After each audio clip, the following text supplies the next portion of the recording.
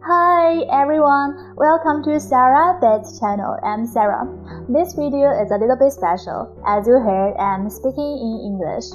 I'm doing this for exploring the so-called international crypto markets to build up my international influence power for more potentials, like income. However, my friends told me that I should be very careful if I speak English in the video, since people gonna judge my pronunciations. So, let me face this at the very beginning, since I'm kind of fragile. In a nutshell, forgive me if I'm not speaking English very natively. You know, I'm not an ABC for American-born Chinese, but an ABC for a beauty from China.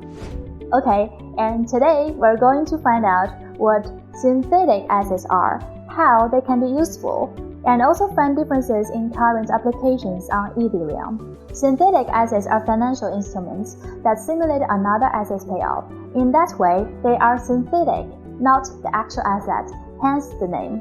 So, what are the differences between synthetics and derivatives, as their names are often seen in the same context? In our case, we're simply using derivatives as instruments that simulate other assets' payoff, and synthetics as derivatives that use a mix of assets or derivatives. So why should I buy a synthetic asset anyway? That's interesting for people who can't or don't want to hold the original asset. Think about a user who wants to hold USD on a blockchain. A synthetic token can bring his or her a real USD on-chain.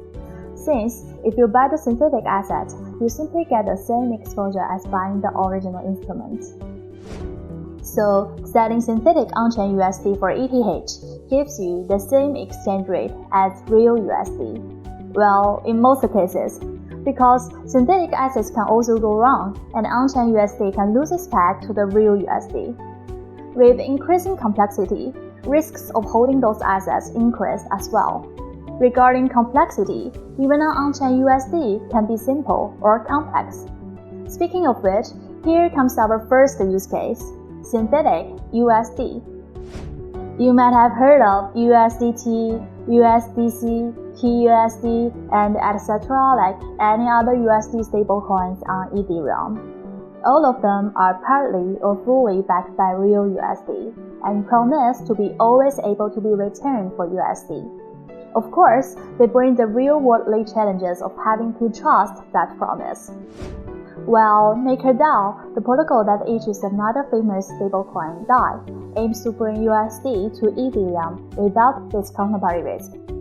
DAI aims to be running completely within the closed system of the Ethereum blockchain.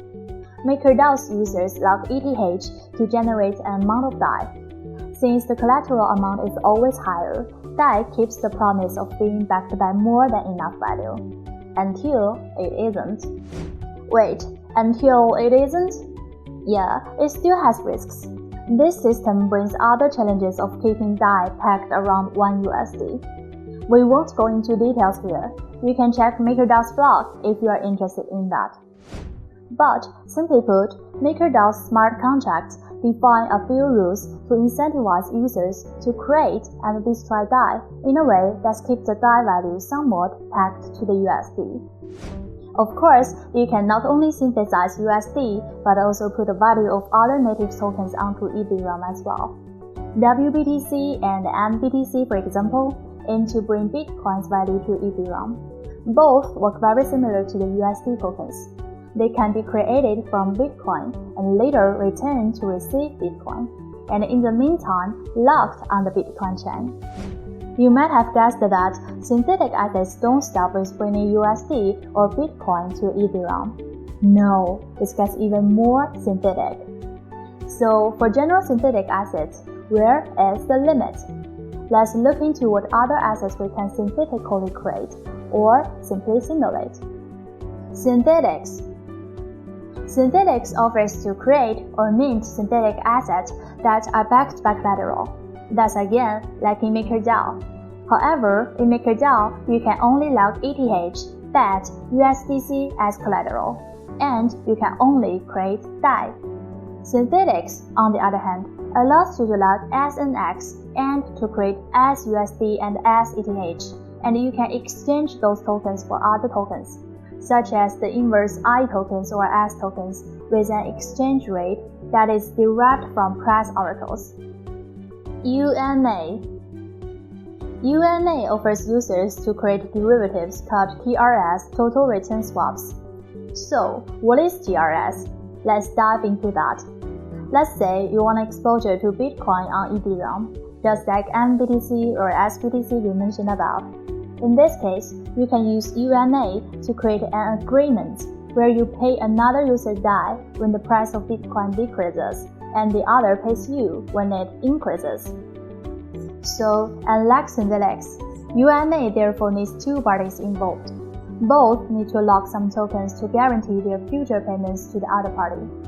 As long as you have a counterparty who wants to take the exact opposite side of your outcomes, you can use your UNA token as investment. So, there have been good practices of synthetic assets in the crypto world, like Synthetix.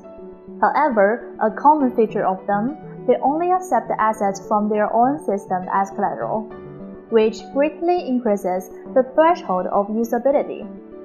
ETH and USDT have a huge user base, but they were rejected from their systems. Plus, the uncertainty of their newborn native tokens increases the risk of their systems.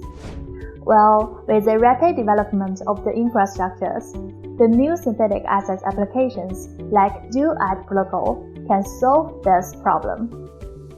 Duet Protocol.